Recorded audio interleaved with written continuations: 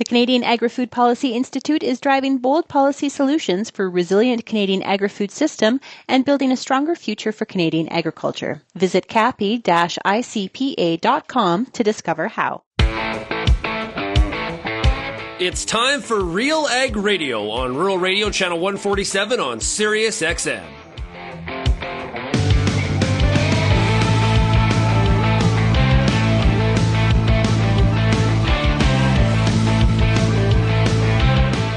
RealAg Radio and RealAgriculture.com is your home for insight and analysis of the issues that are impacting your farm business. Let's get real and get connected with RealAg Radio.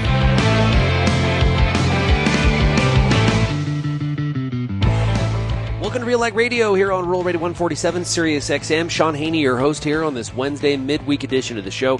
Thanks so much, everybody, for making RealAg Radio and Rural Radio 147 a big part of your workday. Also, a big shout-out to everybody listening out there on the RealAg Radio podcast. Well, it is Wednesday. We are in the middle of the week. Honestly, I woke up this morning, I thought it was Friday. It has been a busy week already. And we got a great show for you here today. We're broadcasting from Calgary, Alberta. I am at the Grow Canada Conference here in downtown Calgary. Had a great trip to Fredericton. Some travel issues yesterday as the storms were kind of chasing me, but that's to be expected at this time of the year. Last night was at the Grow Canada Icebreaker reception, which I consider to be one of the best top receptions of the year. You got the whole industry in one place, ran into so many members of the audience, people with perspectives on different pieces of content that we have done throughout the year. Really do appreciate it and getting that feedback and hearing from all of you. So fantastic stuff. And same thing, it was in Fredericton. And ran into a cranberry grower, ran into an apple grower that listened to the content and watch our stuff all the time on YouTube and RealAgriculture.com. We don't produce a lot of apple content, but hey, listen, we produce agricultural content, and so it's a pretty wide tent around these parts, indeed. Okay, so today on the show, we got a fun one. We're going to hear from Amanda Richardson. She is the executive director with the Center for Agrifood Benchmarking. We're going to talk about a new report they have out. It's an update for 2025. They've got 4 pillars that they focus on from a sustainability perspective. The environment is one of them, but economic is another, and more. So we're going to talk to Amanda on that. We're going to hear from Drew Spoelstra. He's the re-elected president of the Ontario Federation of Agriculture. He's going to join us. And then we also have Dr. Trey Malone from Purdue University. It is the most recent episode of the Mind Your Farm Business podcast. The episode is launching today. I'm going to play you a clip of it. I think it is. It's a great way to close out the season on the Mind Your Farm Business podcast. It's been a great year. We've had a lot of fantastic guests, and appreciate Dr. Malone joining us. And I think you're going to want to check out the full episode wherever you get your podcasts, or on YouTube or RealAgriculture.com. Again, that's the Mind Your Farm Business podcast, brought to you by RBC Royal Bank. If you have any feedback on today's show, you can send me an email, shaney@realagriculture.com. You can also call or text the RealAg feedback line, 855-776-6147. You know, during the growing season, all of you, for the most part, are focused on the weather because you're trying to grow a crop, right? Now, in the winter months, there is still a focus on weather. Maybe it's just like how bad is the winter going to be from a cold and snow perspective. Some of you are looking for moisture. Some of you want less moisture. When we get to the winter months, this is where I'm really focused on the weather, because I got storms chasing me all over. This is our what I would call our harvest season. There's lots of conferences, lots of meetings, speaking at lots of events, doing lots of interviews, visiting lots of clients. That's what basically from the beginning of October through the end of March into mid-April, this is kind of Shaun Haney and the rest of Real Agriculture's content team's lives, okay? We are on an airplane. We're driving somewhere. This is what we signed up for. So I'm focused on the weather. And yesterday, I'll tell you, I felt like I was being chased. Like I was like a running man against, Mother Nature chasing, old man winter chasing me down. I was thinking about some of the things that Eric Snodgrass from Nutrien told us in the weather report yesterday on the program. But that is kind of how it was. As we're delayed in Fredericton. And listen, when you're in Atlantic Canada and you see fog and you see snow, you're just like, I may be trapped here for days. I need to get out. Let's move. Let's board this plane a little bit faster.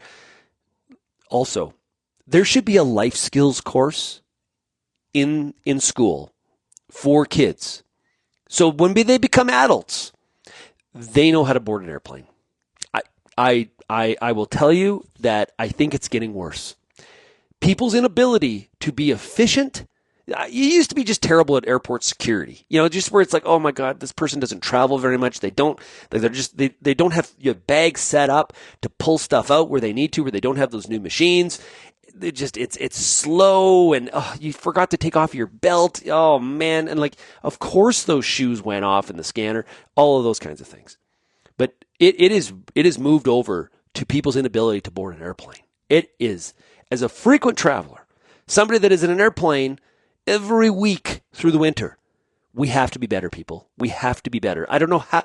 I saw stuff yesterday that would blow your mind.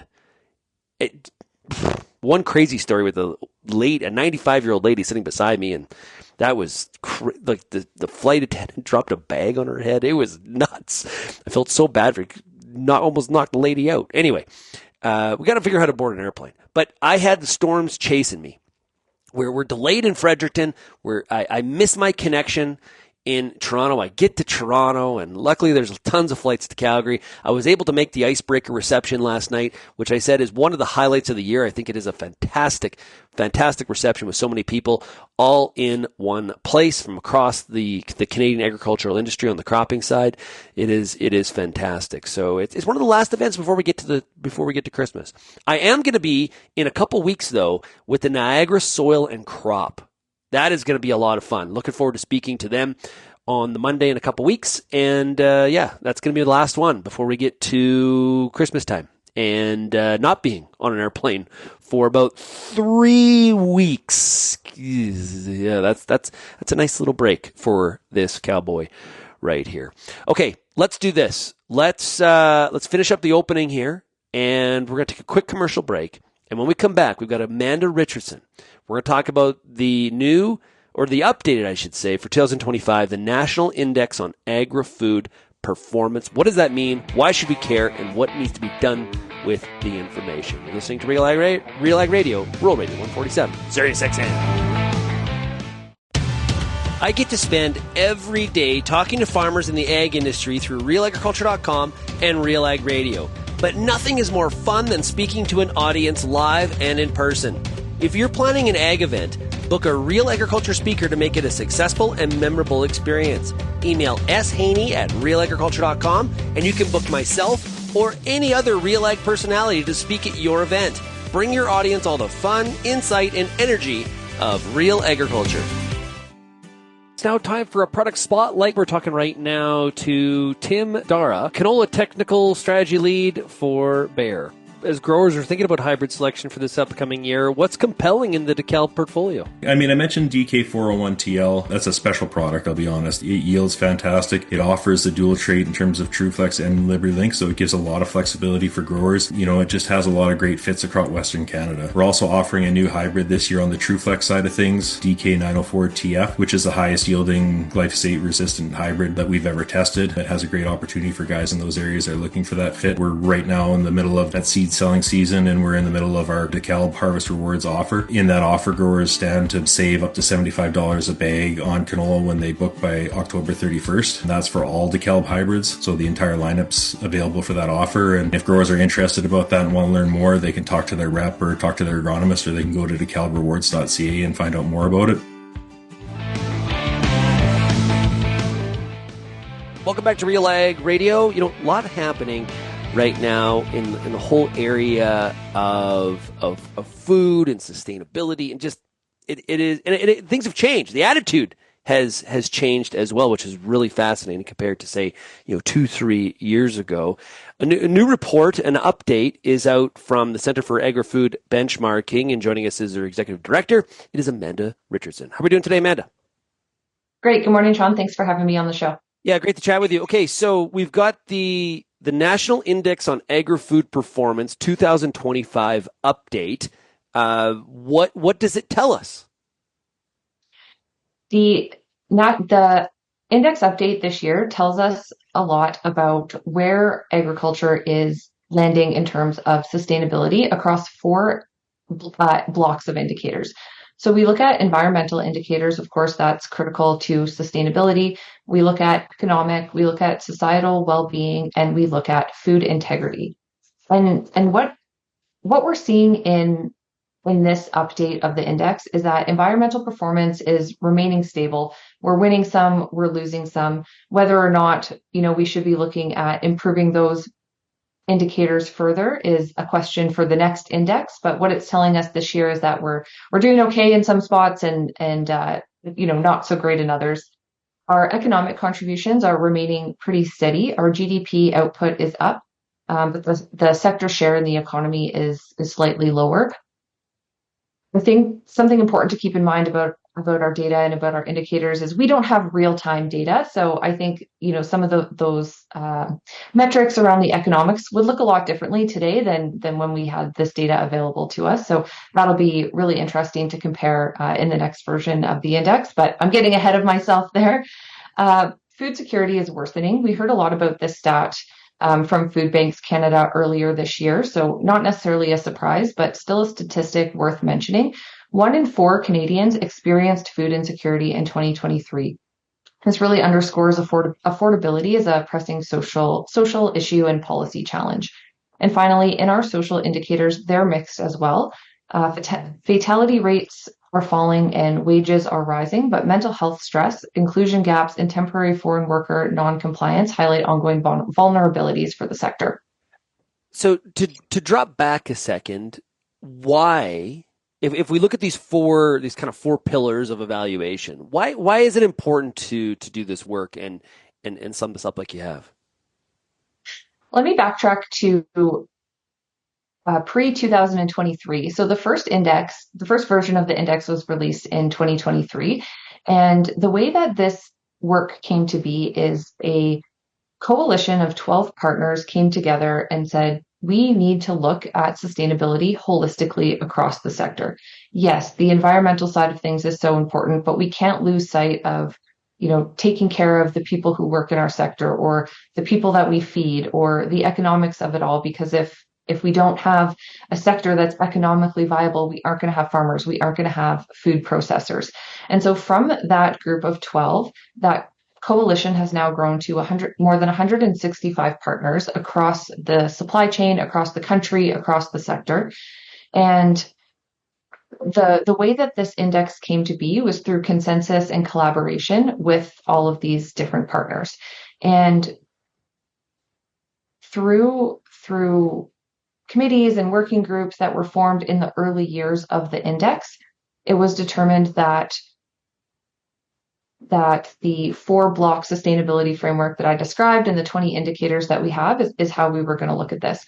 And typically in sustainability, we talk about it needs to be environmentally sustainable, it needs to be socially sustainable, and it needs to be economically sustainable. And that's kind of the general approach to the framework that we use today. Yeah. Quick question. Do we weigh all four the same? That is a great question. In the work we've done so far, we've not weighted any of the indicators, but since the inception of the index, that's been a question of whether or not we should. And it's actually a question that we're looking at. So with this report released, we've already started work on a version that we hope will come out in the fall of 2026. And that's a really important question that we're asking as we prepare for that paper. Now, let's before we wrap up, what's the so what here? What do we do with this information now that we have the update? Where's the action point here? There's a couple of different action points for this. So this gives us a baseline to be able to talk about how our sector is doing in terms of sustainability. And it's not meant to be a report that we can use to say, look how great we're doing in all of these areas, but rather it can say we are, as a sector, because we have this large coalition of partners that I talked about, we're having crucial conversations about where we're doing well, where we're not, but where the data gaps are as well. And so a big part of what this report does is it identifies where we have data gaps, where there's data limitations. And from there, as we work towards future versions of the index, we're looking at what is the data that we need to start collecting or that we need to find that maybe already exists exists out there somewhere in the world, and we just don't have access to it yet.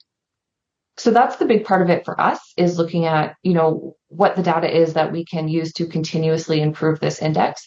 Organizations who are part of our coalition of partners can use it to tell their story. We also are seeing organizations that are using it to determine their own sustainability frameworks for their organizations or their producer associations. Are there significant data gaps?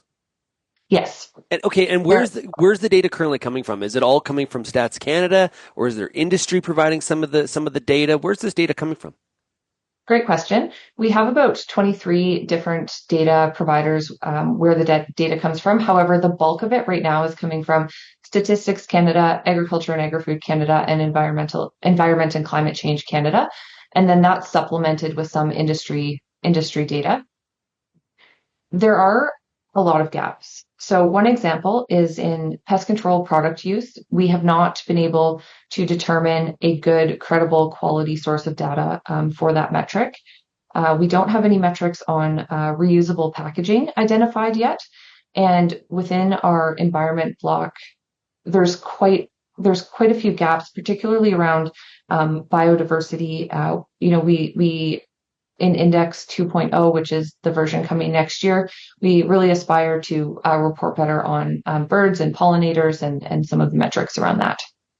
Okay. Now, have you, or are we able to, we're kind of looking domestically here, right? So we're kind of looking in the mirror. Are we able to look outward and then compare Canada's performance on these 4 pillars to the UK, Australia, New Zealand, the US, Brazil? Are we able to do that at all? When the original index was created and the framework for the indicators and the metrics, it was created so that it was created to align with other global systems so that we can get to that point. Okay. And to nail it down to the audience here a little bit, to bring it home, how do these results, how does it impact people at the farm gate? So I'll ask it a different way, how maybe they would in a coffee shop. Why should I care? How this is going to impact people at the farm gate and farmers is that it empowers their producer associations, their the crop suppliers or the crop input suppliers that they work with, the livestock input suppliers that they work with, to really demonstrate outside of our little agriculture bubble, how the sector is doing in terms of sustainability. Okay, if somebody wants to find the report and review it and kind of go through it, and maybe they've got some feedback for us, how do they find it? We hope they do want to do that and do take the time to have a look at the report, and they can do that by going to agrifoodindex.ca. Great stuff. Hey, Amanda, thanks so much for joining us here today, and congrats on the release. Thanks so much, Shaun. Have a great day. Hey, we'll be right back on RealAg Radio. We got Drew Spoelstra. Speaking of farm groups, we got Drew Spoelstra with us, the re-elected president of the Ontario Federation of Agriculture, right after this.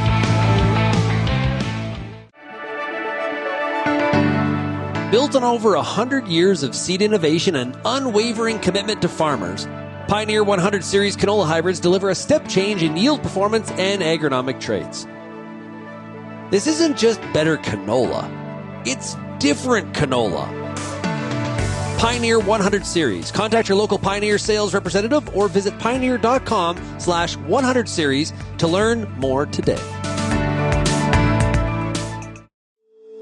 If you're involved in the agriculture industry, it's important to stay informed on all the latest issues affecting your business. At RealAgriculture.com, we offer fast, reliable news, information, and insights to help you keep on top of all of the latest in Canadian agriculture. Visit RealAgriculture.com and sign up for our free daily newsletter covering everything from news, agronomy, animal agriculture, and much more. Visit RealAgriculture.com/subscribe today.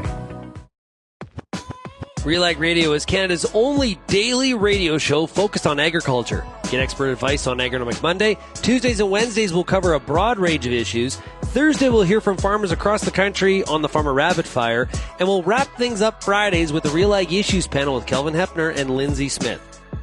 Join us Monday through Friday at 4:30 Eastern. And don't forget about the replay at 7 in the morning on Rural Radio 147, Sirius XM.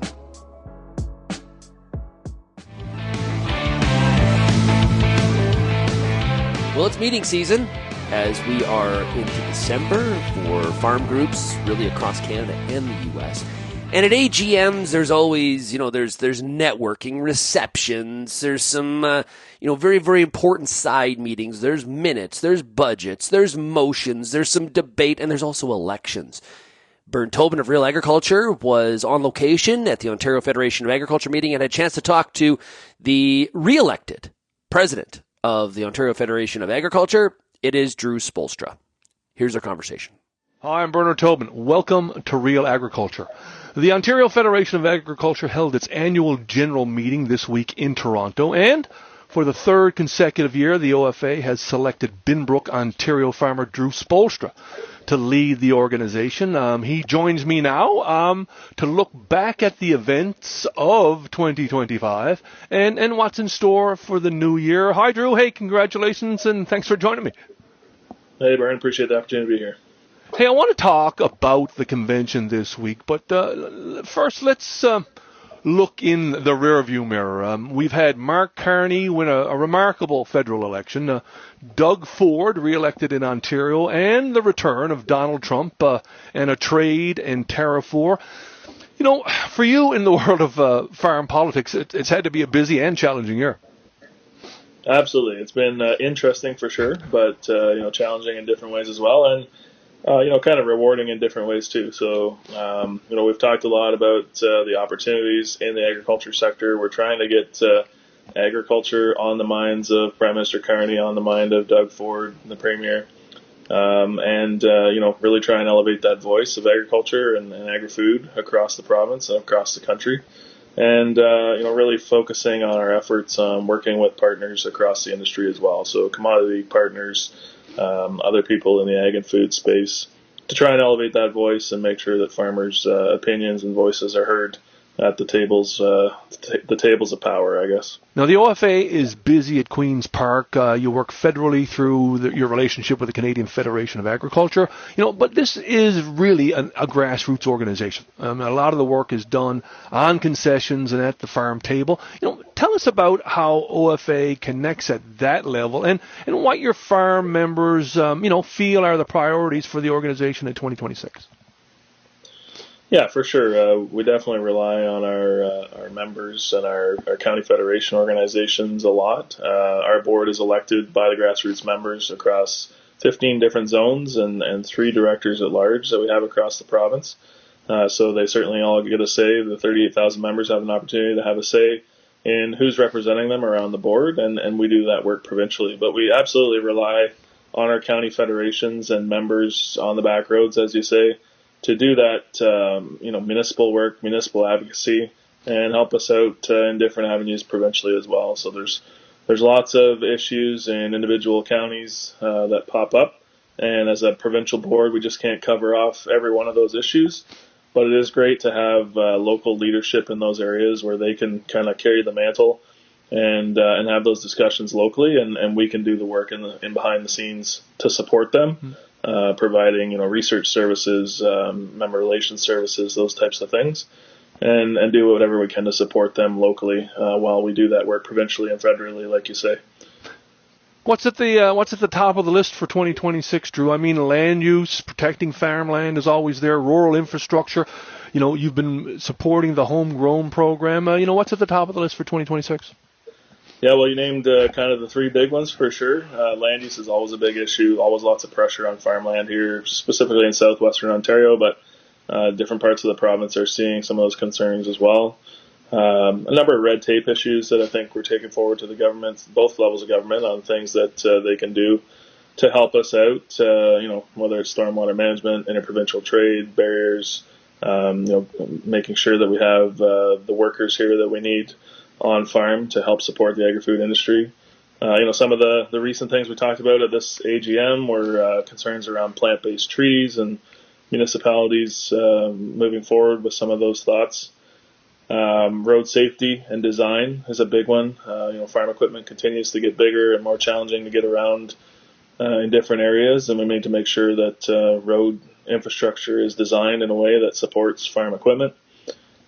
Hydro. Hydro is a big one. There's lots of expansion plans, and we're working closely with the Ministry of Energy on how we can make sure that it's having a minimal impact on farmland, but that we can get that reliable hydro that we need to farmers across much of Ontario, and that the system is maintained appropriately. Talked a lot about farm safety, agriculture support services, extension services from OMAFRA, or MAFA, that have been dwindling over the last little while. We need to make sure that we maintain those services for our farm members.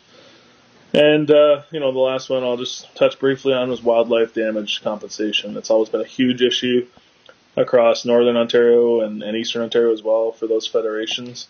But different groups across Southwestern Ontario are finding some challenges as well with wildlife damage. And we need to make sure that there's programs available for folks that are seeing significant damages in their crops outside of crop insurance. One of the issues you spotlighted at the convention was farm succession and wealth transition. You had noted author Tom Dean speak on the need, to break the silence and have that discussion.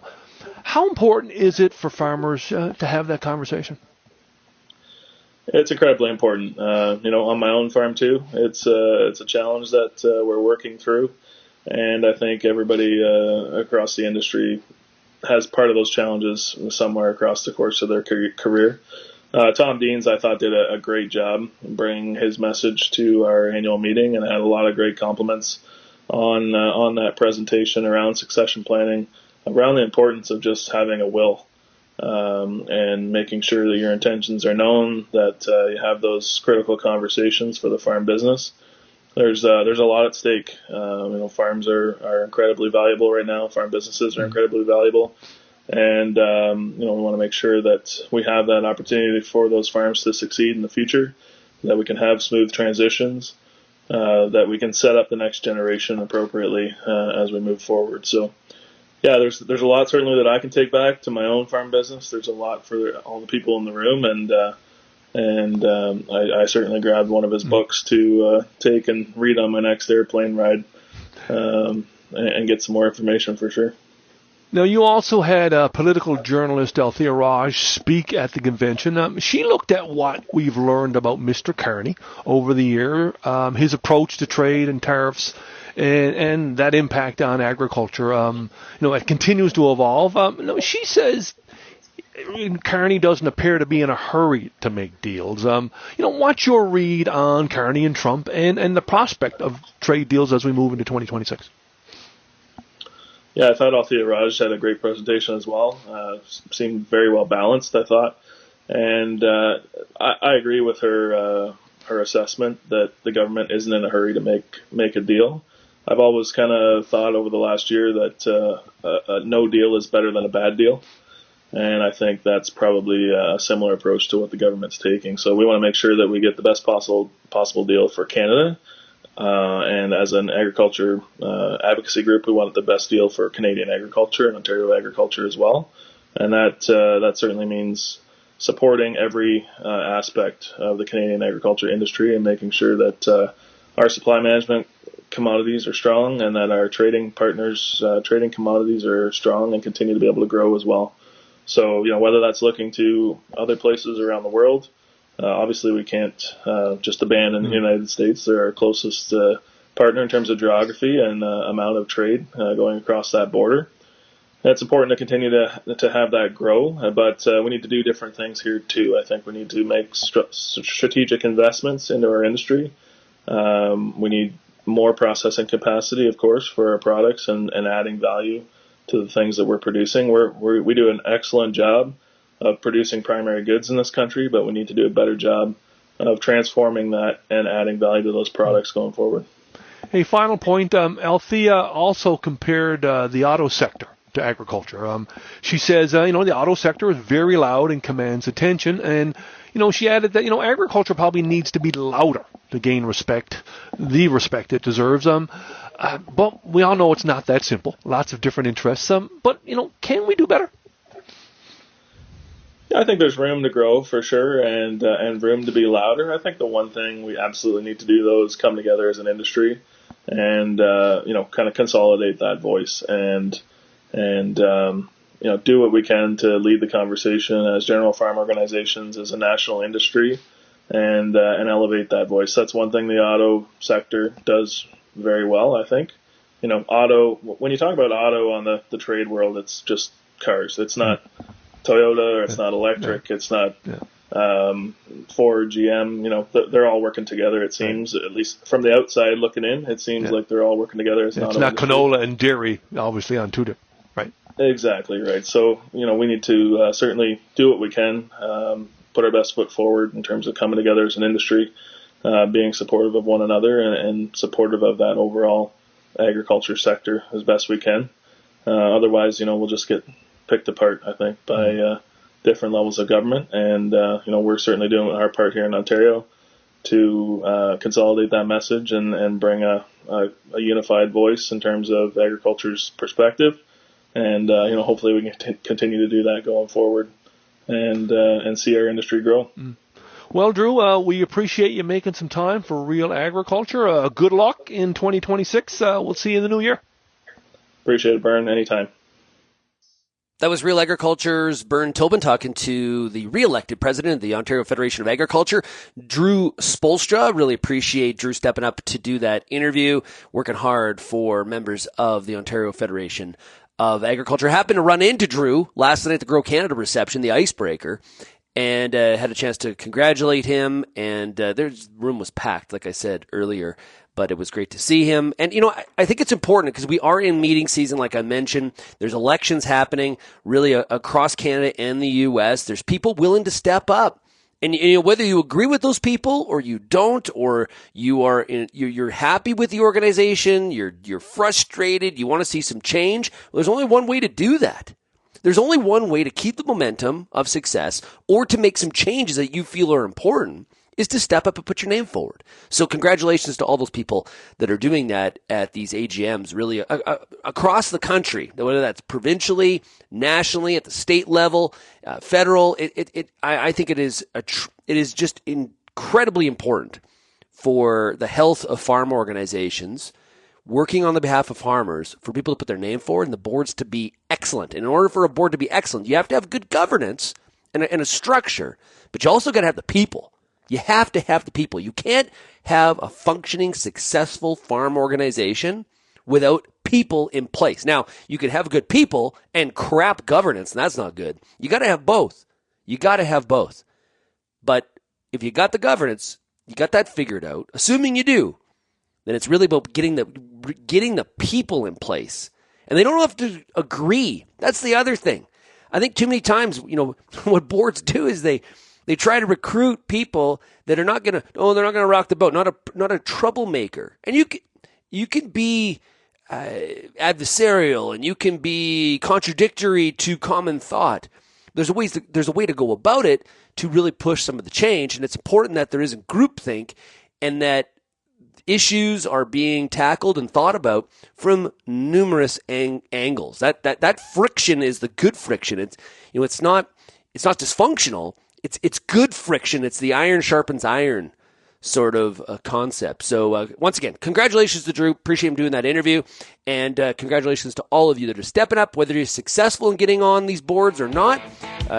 Good job putting your name forward. Okay, let's take a break. We got more RealAg Radio coming up right now. We've been hearing it from a lot of farmers. DeKalb DK401TL is the best canola hybrid they've ever grown. Clean fields, ease of harvest, and yields that have them locking it in for next season. But here's the real headline. DK401TL beat in Vigor L340PC by 3.4% on average since 2023. That's real data. Learn more at DeKalbYieldResults.ca. Results based on average yield differences from 77 Bayer market development trials, 2023 to 2025. Moisture adjusted before dockage, non-replicated large-scale trials. Invigor is a registered trademark of BASF. Used under license by BASF Canada. Peter Johnson at Wheat Pete, RealAgriculture.com. I'm the host of The Word, and I love doing The Word. I love the questions. I love the challenges. I love having to apply agronomics to all over the globe and areas outside of my normal jurisdiction. Also, I love the feedback the most, where growers challenge me, tell me about their plot results, help me to learn. The Word, absolutely the best part of my day. At Real Agriculture, we do a lot of different stuff, right? We have a lot of content for everybody that is in the industry of agriculture. And of course, I host this show on a daily basis. I love doing it. It is really an honor to speak to you for an hour every single day. We also do other things. And one of the other podcasts that I host is the Mind Your Farm Business podcast. This is a farm management podcast. We are probably in season 8 of this. It has been brought to you by RBC Royal Bank from the very, very beginning. Really do appreciate their support for this kind of content. And on the last episode of the 2025 season, I had a chance to talk to Dr. Trey Malone from Purdue University and talk about, trying to manage your farm in such uncertain times. Here's a portion of the conversation. There's a lot of uncertain times, and we talked about volatility in agriculture. But this moment in time, when it comes to trying to figure out our operational or just our longer term strategic vision for our farm businesses, this is a difficult one. That's an understatement. There are a bunch of really fancy economists who try to measure policy and trade and economic uncertainty. Their index in April hit, I want to say it was 80 times what the uncertainty was during the pandemic. So from an economic policy perspective, we are at a place that makes the Great Recession look like a hold my beer event. So we're, I think, in a time where, it's just going to be uncertain for a while. I don't see any difference in that changing. So when it comes, knowing that, and if that's a given, and we don't know the duration of how long this period lasts for, does it get worse? Does it get better? The uncertainty kind of continues here. How does that impact the formulation of our operational strategy? Okay, so I was with a bunch of ag bankers the other day, and the phrase that somebody threw out that I really connected with was change fatigue. I think we're so tired of change at this point that we don't even know what to do. And so from a psychology perspective, I think we're all just wanting some certainty, and that's natural, right? But I think that for as much as you want to have a perfect model, regression model, or whatever it is to know what's going to happen, and your crystal ball is super good, I think that is not necessarily what's going to win the day.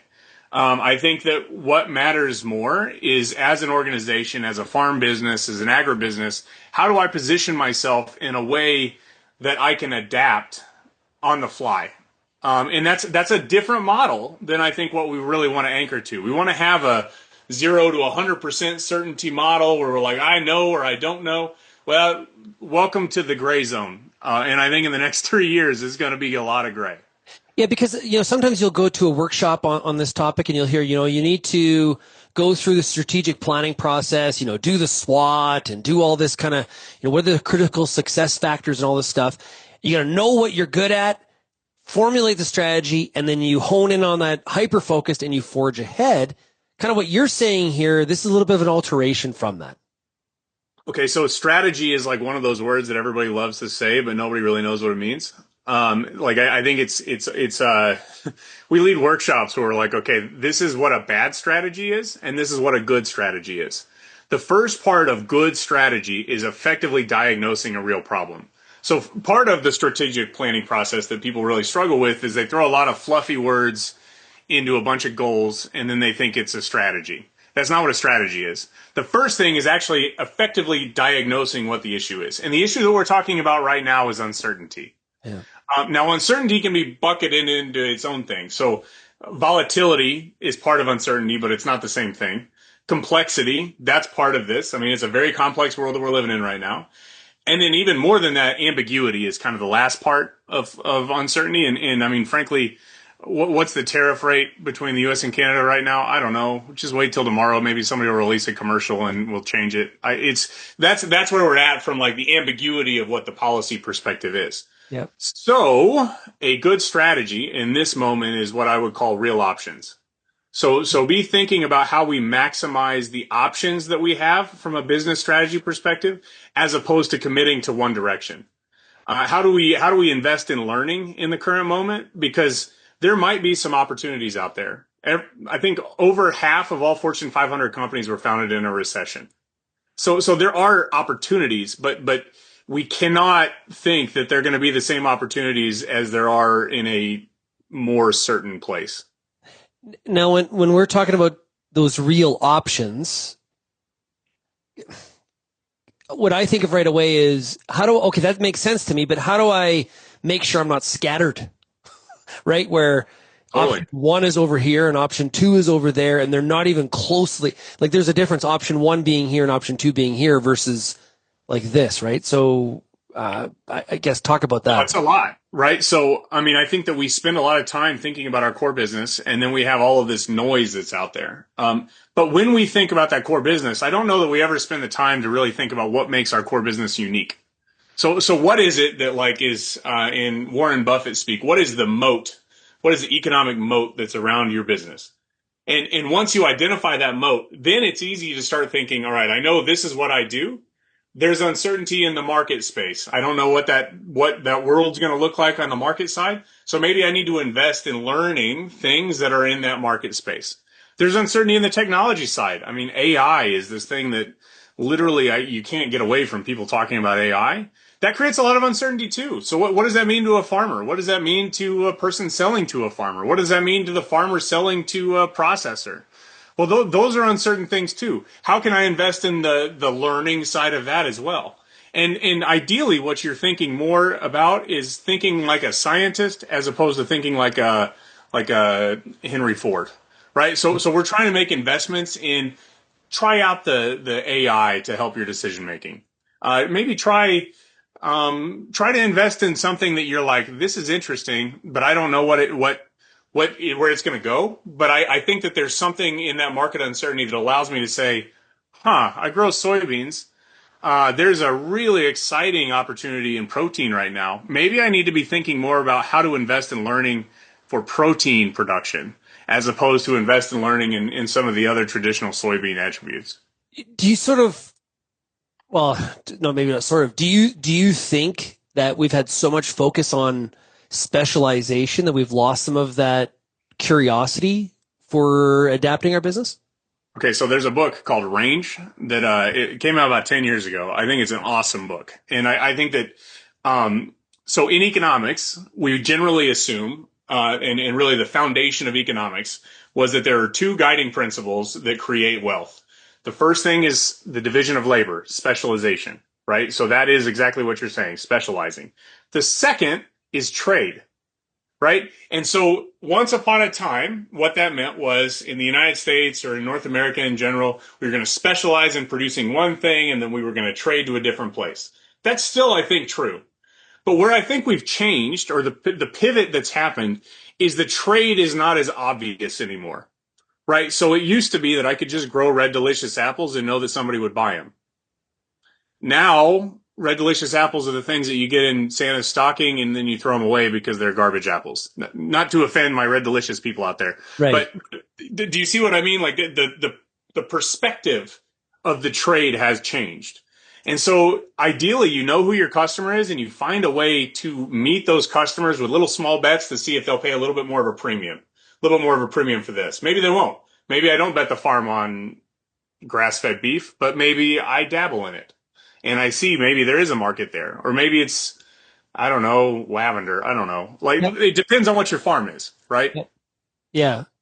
Almost running like, you mentioned like being like a scientist, like little side pilot projects. Some people would call them, stuff like that.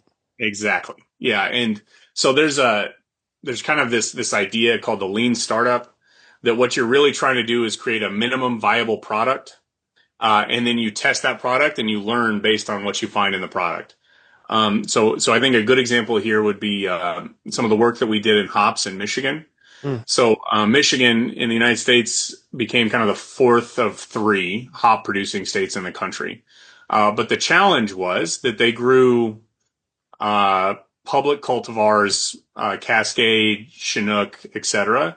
And the large players in the Pacific Northwest grew the publics, but also a lot of proprietary cultivars, Citra, Mosaic. And so we basically got our lunch eaten for quite a while. One thing that we discovered was that there is some unique characteristic in the wine world. They call it terroir, but there's something unique about how our Chinook hops were coming out. So Michigan Chinook just had this consistently different flavor profile than Washington Chinook or anywhere else. And so what we decided was, what if we try to leverage that? So our economic mode is that Michigan has this unique flavor profile for the thing that we're growing. Now we just got to pour gasoline on it. So we created this big competition. And so the Michigan Chinook Cup was where we'd bring in a lot of high profile brewers, and the brewers would judge the Chinook, and the winning farm would get this giant trophy. And it was really exciting, and we could dominate the news cycle in a way that you couldn't if you were just trying to compete on that public cultivar space. And so it worked so well that when I moved down to Arkansas, I went into a small brewery in the middle of nowhere, and I asked, where do you get your hops for this Chinook IPA? And they said, well, we always buy Chinook from Michigan. The rest of it we kind of buy wherever we can, but Michigan Chinook is something that we really covet and cherish at this brewery. And that was unsolicited. I didn't, and that's in a random hole in the wall brewery in Siloam Springs, Arkansas. So this is the way. Find the thing that you want to dabble in that you think makes you unique, and test it out a little bit. Make small bets, but don't oversell. That's a portion of my conversation with Dr. Trey Malone from Purdue University. I think you got to go to the Mind Your Farm Business podcast and listen to that entire discussion. There's a lot more packaged into that interview.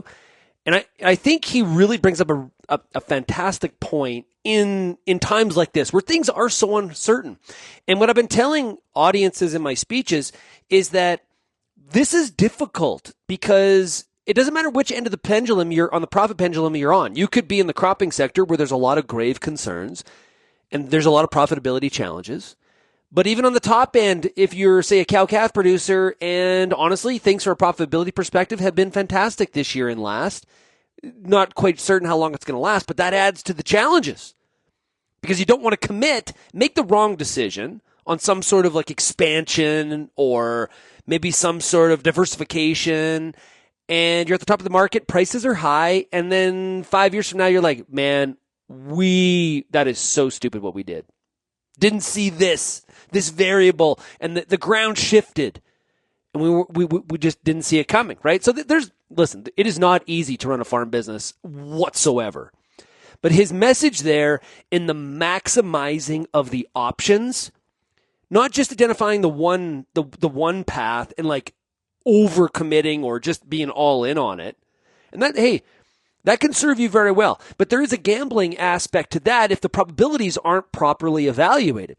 Maximizing your options, I think, is something that does definitely resonate with me from that conversation. And I wanted to thank RBC Royal Bank for being the sponsor of the Mind Your Farm Business podcast. You can find it at mindyourfarmbusiness.com, or you can download it and stream it from wherever you get your podcasts, Apple Podcasts, Spotify, whatever some of those podcatchers that you're using are. Okay, we've got more coming up here on RealAg Radio right after this.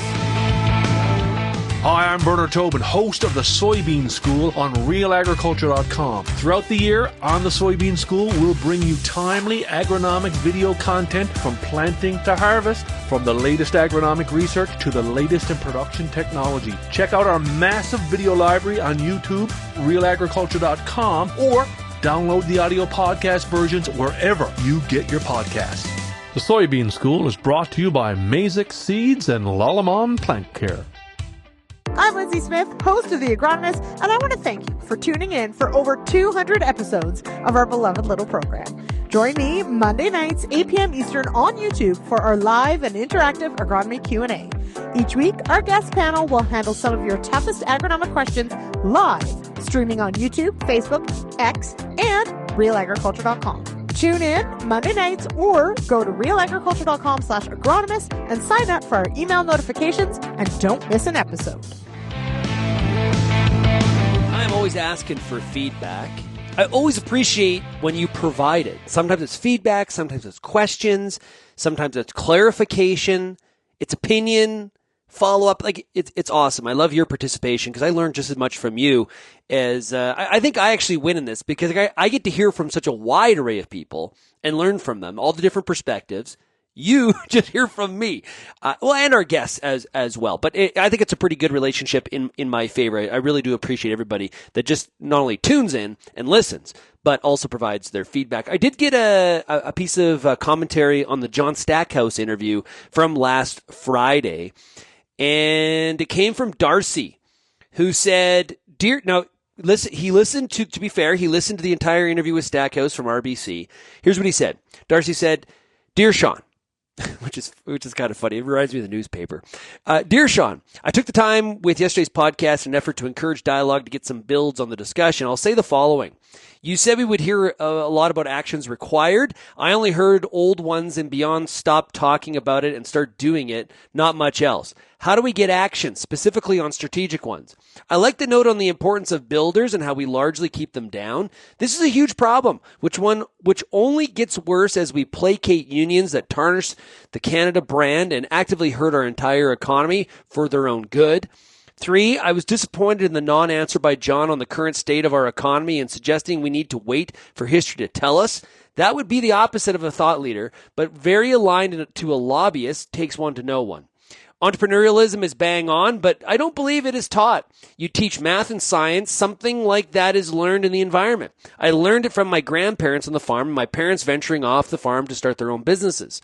You don't teach taking risks. You don't teach that the soft skills involved with business. Those can only, or maybe mostly, be learned through experience. Really appreciate that serious thought put into that feedback. I do appreciate it, Darcy, very much.